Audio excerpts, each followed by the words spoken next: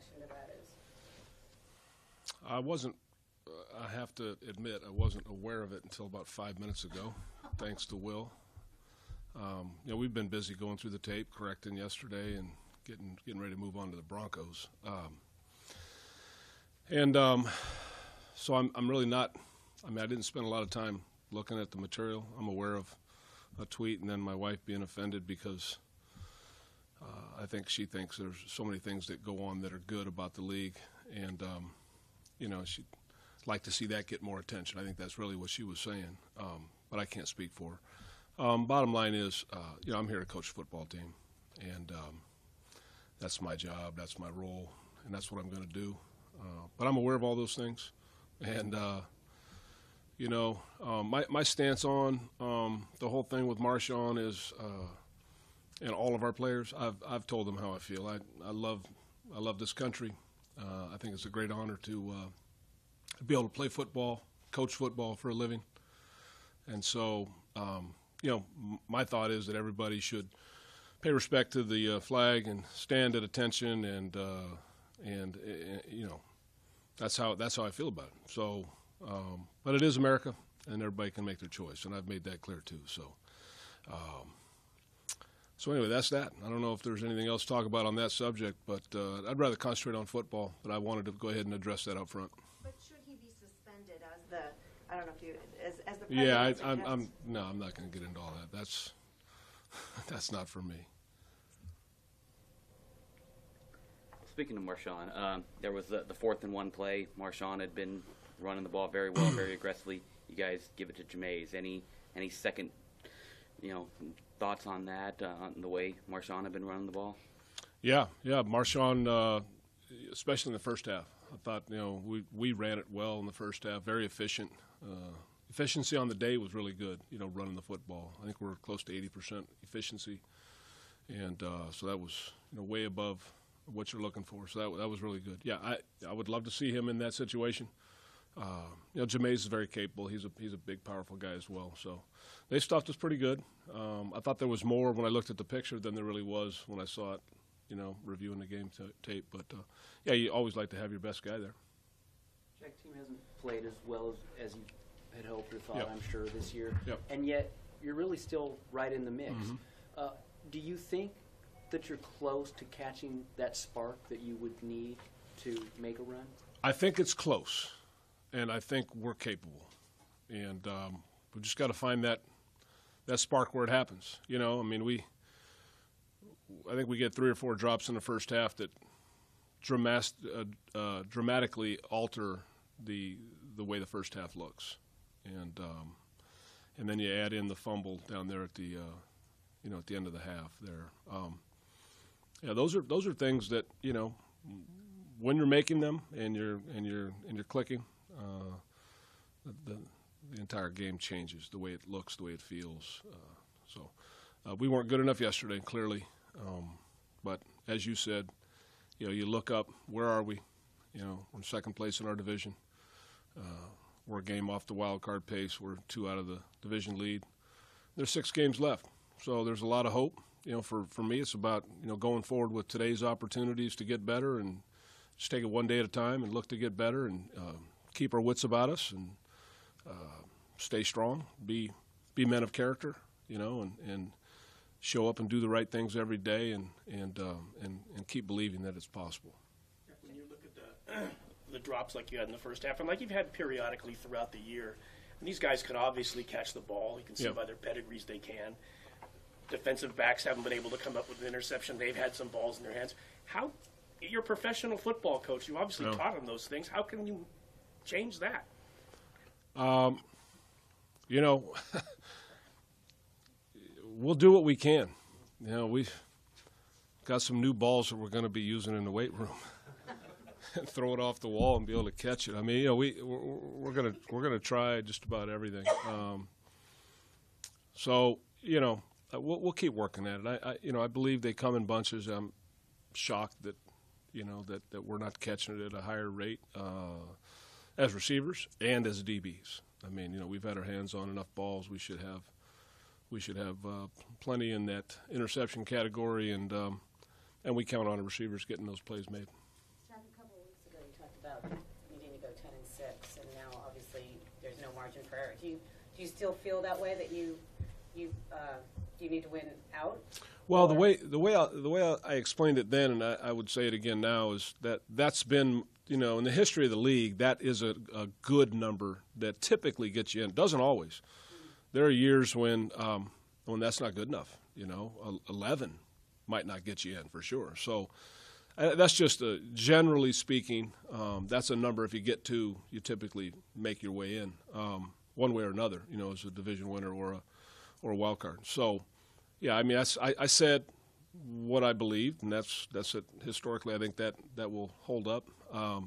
But every year is different, and we've got a very competitive division, and nobody has, Chiefs haven't run away and put it away, so with us and the Chargers and the Broncos all kind of hovering there, still with the chance, I think.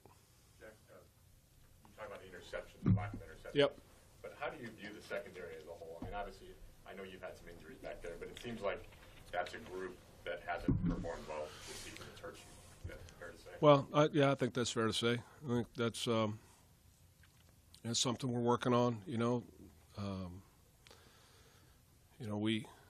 Two of our top prospects, missed the first half of the year largely. I mean, Conley missed it, and Obi's now back, and getting him caught up. Obviously, he played a bunch yesterday, and will continue to play. So those are guys we were counting on heavily, and they were hurt, and that's part of our game. That's part of the National Football League. So we don't make that as an excuse, but that is an issue. That has been an issue, and our secondary hasn't played as well as it needs to, and we're just going to keep working at it. I mean, that's what you can do, and what we will do, and continue to refine how we do things, what we're doing, and our ability to do it at a higher level. Will Obi stay in the mix at cornerback? Yep. Do you feel like you guys need to bring in another body there, just because you only have 3, maybe 4? It's not a matter of bodies as much as it's a matter of guys that can help us win. Gary, I think posted on Instagram today he was having surgery. Is that accurate? Will told me about that also 5 minutes ago. Thank you, Will. I count on Will for that. So he's free to talk about his injury and how it's going to be treated and all that. That's our guys are grown men; they can address that how they'd like. We typically keep things pretty close to the vest, pretty much in house. But there's going to be a procedure done, and gives us the best chance to have him at full strength next year. Jack, were you disappointed with how the team came out yesterday? I mean, you had a win 2 weeks ago. Yep. You had the bye. You always want to come out of a bye, with all that time to prepare. I mean, obviously the Patriots are a tough matchup no matter what, but Right. But there was criticism that maybe the team wasn't fully prepared. No, I think that's what it feels like when you look up and the chance you had to go 14-7 at the end of a half, and even less than that, turns into 24-0. They closed the half, they got the ball to start the half, and they scored. That's about a 17-point swing, and that's what occurred. And so no, what you can't do is lose your mind over things. You have to keep your wits about yourself, and we're going to do that. I think, woulda, coulda, shouldas, you don't get those. But I will say that it's a completely different ball game. If the third down conversion they got by penalty on the hold on number 50, which is highly questionable in my opinion, that allowed them to continue on for a touchdown. We turned the ball over going inside the 5.